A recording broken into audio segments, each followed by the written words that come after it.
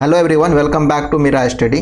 तो आज का पहला क्वेश्चन हम लोग का, oil is flowing in a pipe of 30 centimetre diameter with a velocity of 2 metre per second. At another section of the pipe the diameter is 20 centimetre. What will be the velocity of the flow at that section. तो देखो, हम लोग को क्या किया है कि diameter दे दिया है 30 सेंटीमीटर और वेलोसिटी दे दिया है 2 मीटर पर सेकेंड का, और एक दूसरा सेक्शन है यानी कि इसको हम 1 मान लेते हैं तो दूसरा सेक्शन 2 हो जाएगा। तो वहां का डायमीटर D2 दे दिया है 20 सेंटीमीटर का, और पूछ रहा है कि हम लोग को V2 क्या होगा। तो आराम से कंटिन्यूटी इक्वेशन हम लोग लगाएंगे, A1 V1 equal to A2 V2।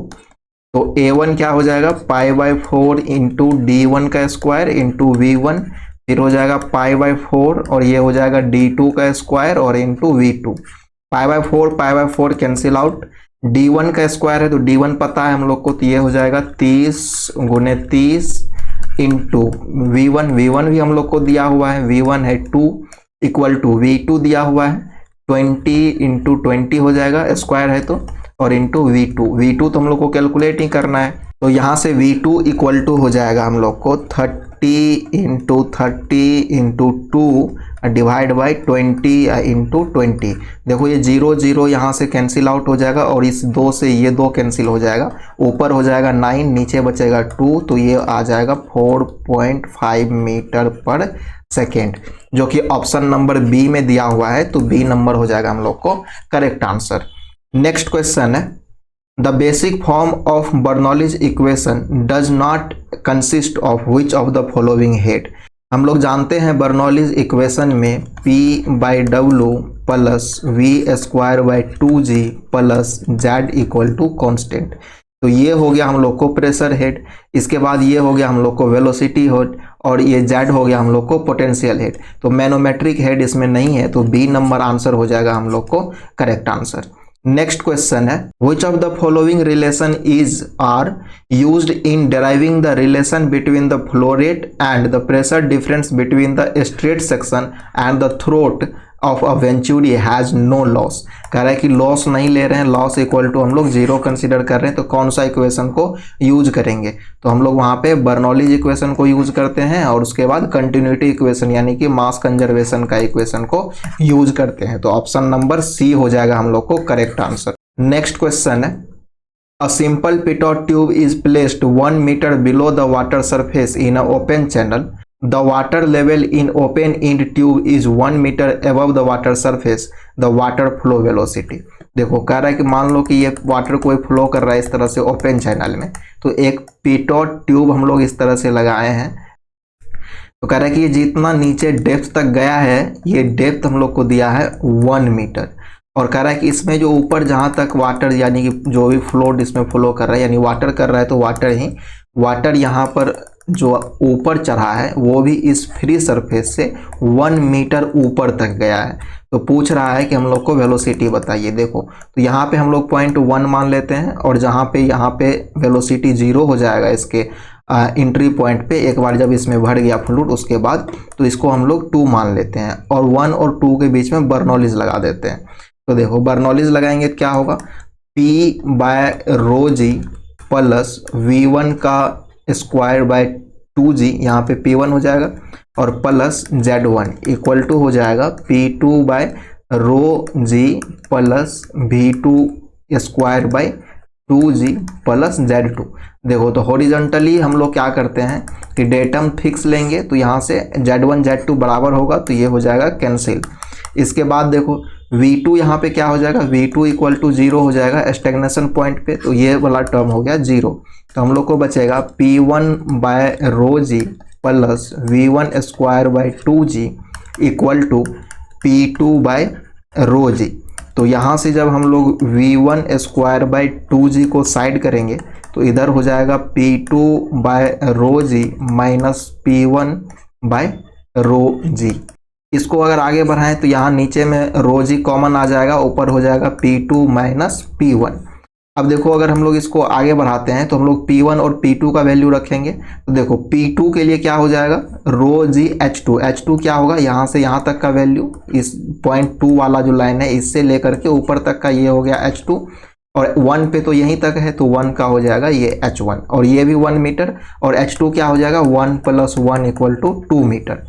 तो यहाँ पे V1 का square by 2G equal to हो जाएगा रो जी, और H2 का वैल्यू क्या हो जाएगा 2, और यहाँ पे P1 का वैल्यू क्या होगा रो जी H1, तो ये हो जाएगा रो जी H1 इक्वल टू क्या दिया हुआ है 1, तो डिवाइड बाय हो जाएगा रो जी। तो इधर हो गया 2 रो जी, इधर हो गया 1 रो जी, तो माइनस करेंगे तो ऊपर भी रो जी बचेगा, नीचे भी रो जी बचा, तो ये हो गया कट के 1। तो यहाँ से हम लोग को V1 square by 2G equal to 1 आ गया। तो हम लोग को यहाँ से अगर V1 स्क्वायर निकाले तो क्या हो जाएगा 2G इंटू 1, तो V1 इक्वल टू हो जाएगा √2G, और 1 को तो वही हो जाएगा, और 2G को हम लोग तो यहाँ लिखेंगे, और इसको क्या लिख सकते हैं रूट को पावर हाफ, और पावर हाफ को ही हम लोग लिखते हैं 0.5, मतलब आधा को 0.5 लिख सकते हैं, तो 2G का पावर हो जाएगा 0.5, जो कि ऑप्शन नंबर सी में दिया है, तो सी नंबर हो जाएगा हम लोग को करेक्ट आंसर, इतना metre per second. Next question है the flow rate is 1 metre cube per second in a pipe of radius 1 metre. देखो क्यू दे दिया है 1 मीटर क्यूब पर सेकेंड और रेडियस दे दिया है 1 मीटर। पूछ रहा है वेलोसिटी कितना होगा अप्रोक्सीमेटली। तो देखो हम लोग Q इक्वल टू जानते हैं A1 V1 इक्वल टू हो जाता है Q, तो यहाँ पे Q का वैल्यू दिया हुआ है 1 मीटर क्यूब पर सेकेंड। तो देखो तो यहाँ से हम लोग क्रॉस सेक्शन एरिया क्या लिख सकते हैं पाइप का, तो पाई आर स्क्वायर, ठीक है, और इंटू V1 इक्वल टू हो जाएगा 1, तो पाई तो रहेगा ही और आर दिया हुआ है 1, तो 1 का square into V1 equal to हो गया 1, तो V1 निकालेंगे तो ये हो जाएगा यहाँ से 1/पाई मीटर पर सेकेंड, जो कि हम लोग को ऑप्शन नंबर बी में दिया हुआ है, तो बी हो जाएगा करेक्ट आंसर। नेक्स्ट क्वेश्चन है the coefficient of discharge for an actual orifice meter is. Option A में कह रहा है कि ऑलवेज इक्वल टू 0.61। देखो इसका जो कोफिशिएंट ऑफ डिस्चार्ज है, ठीक है, ओरिफिस के लिए, ठीक है, ये ओरिफिस का ये 0.60 बोलो या फिर 1 बोलो से लेकर के 0.65 के आसपास तक होता है। तो 0.61 तो यहाँ लिखा है, लेकिन दिक्कत ये है कि ये ऑलवेज लिख दिया है। इस ऑलवेज का गारंटी कौन लेगा, अगर वो नहीं हुआ इतना तब वो 0.065 हो गया तो ऑलवेज की वजह से ये ऑप्शन सही नहीं होगा, और एक तो होगा नहीं, और मोर देन वेंचुरी मीटर भी नहीं होता, ये लेस देन वेंचुरी मीटर होता है। वेंचुरी मीटर में लॉस काफी कम होता है इसके कंपैरिजन में। नेक्स्ट क्वेश्चन है in a free vortex motion the tangential velocity of water particle is proportional to. यहाँ पे 4 ऑप्शन दे दिया है ए, बी, सी और डी, इसमें से पूछ रहा है कौन सा सही है। तो देखो ये जो फ्री वोर्टेक्स का केस है, फ्री वोर्टेक्स के लिए हम लोग कौन सा इक्वेशन यूज करते हैं, तो हम लोग जो फ्री वोर्टेक्स का केस है इसके लिए यूज करते हैं V R equal to constant, और V R equal to constant तो यहाँ से हम लोग लिख सकते हैं V equal to constant by R. तो हम लोग सीधा देखते हैं कि जो टेंजेंशियल वेलोसिटी है वो इनवर्सली प्रोपोर्शनल टू आर है, तो 1/r के प्रोपोर्शनल हो गया, जो कि ऑप्शन नंबर सी में दिया है, तो ओनली सी हो जाएगा इसका करेक्ट आंसर। नेक्स्ट क्वेश्चन है the motion of whirlpool in river is. तो व्हिर्लपूल जो मोशन जो होता है ना ये फ्री वोर्टेक्स होता है, ठीक है, कैसा फ्री वोर्टेक्स, तो ऑप्शन नंबर डी हो जाएगा इसका करेक्ट आंसर। नदी में हम लोग देखते हैं इस तरह का गोल बनते बनते बनते बनते एक तरफ पे पानी यहाँ पे धीरे धीरे नीचे जाने लगता है, तो इसी को हम लोग कहते हैं ये व्हिर्लपूल। नेक्स्ट क्वेश्चन है Which of the following condition will linearize the Navier-Stokes equation to make it amenable for analytical solution। तो देखो कह रहा है कि कौन सा सही होगा लीनियराइज करने के लिए किसको, नेवियर स्टोक इक्वेशन को।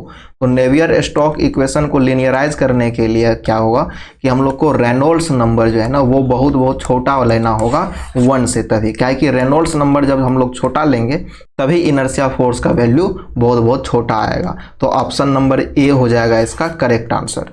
नेक्स्ट क्वेश्चन है the lower critical Reynolds number is approximately equal to.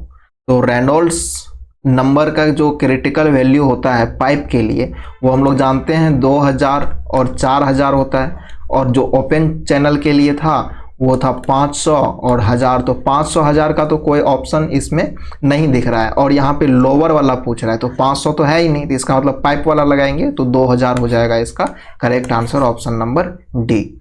Next question है the rate of change of moment of momentum represents the, तो देखो जब rate of change of moment बोले P बोले तो rate of change of moment क्या करता है, वो फोर्स को दर्शाता है, लेकिन rate of change of moment of momentum है तो वो क्या करता है हम लोग को टॉर्क को दर्शाता है। तो ऑप्शन नंबर बी में देखो torque applied by the fluid है, तो ऑप्शन नंबर बी हो जाएगा करेक्ट आंसर। नेक्स्ट क्वेश्चन है the continuity equation in fluid flow, continuity equation के बारे में कह रहा है कि क्या होता है ये। तो देखो कंटिन्यूटी इक्वेशन सिंपली कहता है कि जितना मास किसी भी कंट्रोल वॉल्यूम में इंटर करेगा यानी 1 पे होगा उतना ही मास वो एग्जिट करना चाहिए, तो ये दोनों बराबर हो जाता है। तो ऑप्शन नंबर डी में देखो कह रहा है कि state that the net rate of inflow into a small volume is zero, net zero है, इसी को m2 को इधर लेके चलाओ तो m1 minus m2 equal to zero, तो नेट तो जीरो आ गया, यानी कि जितना एंट्री लिया उतना ही एग्जिट कर गया, तो ऑप्शन नंबर डी हो जाएगा इसका करेक्ट आंसर। नेक्स्ट क्वेश्चन है the discharge through a pipe is measured with, तो कह रहा है कि डिस्चार्ज जो है पाइप में वो किससे मेजर करते हैं, वेंचुरी, ओरिफिस या फिर फ्लो नोजल से। तो हम लोग सबसे करते हैं नोजल मीटर से भी, ओरिफिस से भी, वेंचुरी मीटर से भी, तो ऑप्शन नंबर डी हो जाएगा इसका correct answer, all options are correct. Next question है in order to avoid the separation in venturi meter the angle of divergent कितना होता है। तो एंगल ऑफ डाइवर्जेंट हम लोग को 5 से 7 डिग्री होता है, तो सी हो गया हम लोग को करेक्ट आंसर। और एंगल ऑफ कन्वर्जेंट का बात करें तो वो 20 डिग्री से 22 डिग्री के आसपास होता है। नेक्स्ट क्वेश्चन है the velocity of water steam is being measured by L shape pitot tube and the reading is 20 centimetre, then what is the approximate value of velocity. Velocity equal to हम लोग जानते हैं क्या होगा, v1 equal to हो जाएगा √2gh, तो यहाँ पे हो जाएगा √2g का वैल्यू 10 ले लेते हैं और h यानी कि ये हेड दिया हुआ है 20 सेंटीमीटर, तो इसको अगर मीटर में कन्वर्ट करेंगे तो 0.20 मीटर हो जाएगा, तो ये हो गया 0.2। तो अगर हम यहाँ पे आगे बढ़ाएं तो ये हो जाएगा 2 × 10 × 0.2, इस पॉइंट को हटाएंगे इधर ये 0 हट जाएगा तो अंदर बचेगा 2 × 2, तो ये हो जाएगा 2 मीटर पर सेकेंड, तो ऑप्शन नंबर बी हो गया हम लोग को करेक्ट आंसर। तो इस वीडियो में यहीं तक, अगर आप लोग को कहीं पर भी डाउट है तो आप उसको कमेंट बॉक्स में लिख सकते हैं, और अगर आपको वीडियो अच्छा लगा तो अपने दोस्तों के साथ ज़रूर शेयर कीजिए। मिलते हैं फिर अगले वीडियो।